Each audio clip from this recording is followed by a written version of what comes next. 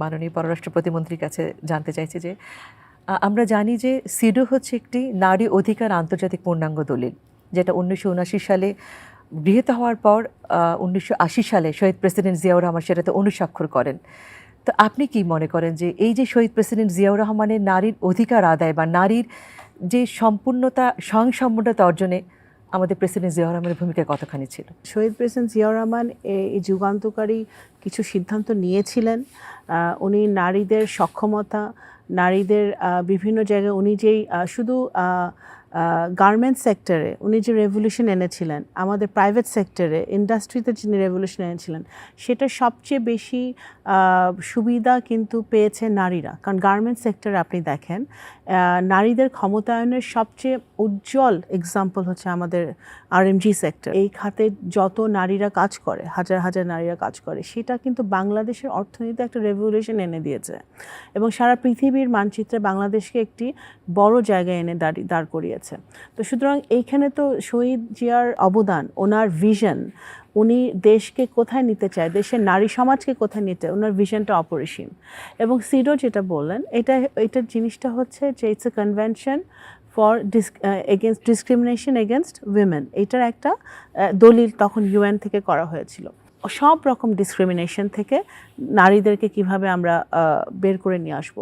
এখন 2026 সাল, এই বছরে জাতিসংঘের যেই ট্যাগলাইন এই নারী দিবসের জন্য, সেটা rights justice for all women and girls.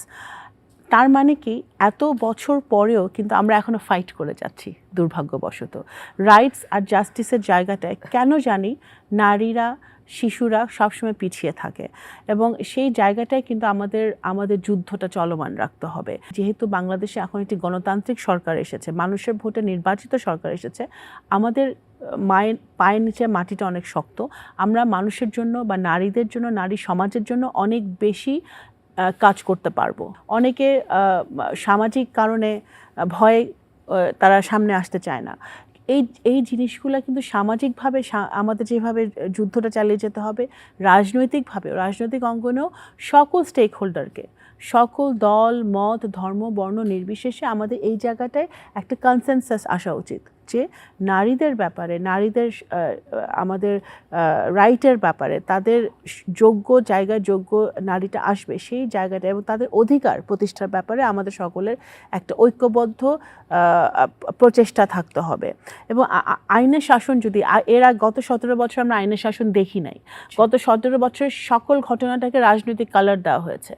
এবং এখানে আপনি জেনে হয়তো খুশি হবেন, বা দেশবাসীকে আমি বলতেই চাই, মাননীয় প্রধানমন্ত্রী অত্যন্ত সচেষ্ট এবং অত্যন্ত স্ট্রিক্টলি উনি কিন্তু আমাদের যারা বাংলাদেশ জাতীয়তাবাদী দলের সংসদ সদস্য আছেন এবং যারা ক্যাবিনেটে আছেন তাদেরকে খুবই স্ট্রিক্টলি ওনার নির্দেশনা আছে, সরকারি নির্দেশনা আছে যে জনগণের পাশে, আমাদের এত বছর আমাদের যা নীতি ছিল যে জনগণের পাশে থেকে জনগণের সেবা করা, প্রশাসনের কোনো সুযোগ না দেওয়া, সরকারে আছি, ক্ষমতায় আছি, আমরা ক্ষমতায় নাই, আমরা সেবক হিসেবে জনগণের জন্য কাজ করতে হবে। এবং আমরা যদি আইনকে আইনের গতিতে চলতে দিতে হবে এবং আপনার আইনের শাসনটা প্রতিষ্ঠা করতে হবে। যদি সেটা আমরা করতে পারি এবং সেটা আমরা সচেষ্ট আছি, তাহলেই কিন্তু আমাদের এই নারীরা তাদের বিচারটা তারা পাবে। তাদের প্রতি যখন অন্যায় হয়, সেটা ঘরে হোক, বাইরে হোক, সমাজে হোক, কর্পোরেট ওয়ার্ল্ডে হোক, তার কাজের ক্ষেত্রে হোক, নারীর প্রতি যখন অন্যায় হয়, সে যখন বিচারের জন্য যায়, সে যখন সঠিক বিচারটা পায় এবং রাজনৈতিক মতাদর্শের ঊর্ধ্বে থেকে তার বিচারটা যেন হয়, সেটাই কিন্তু আমাদের নিশ্চিত করতে হবে। সেই জায়গায় আমরা সচেষ্ট আছি।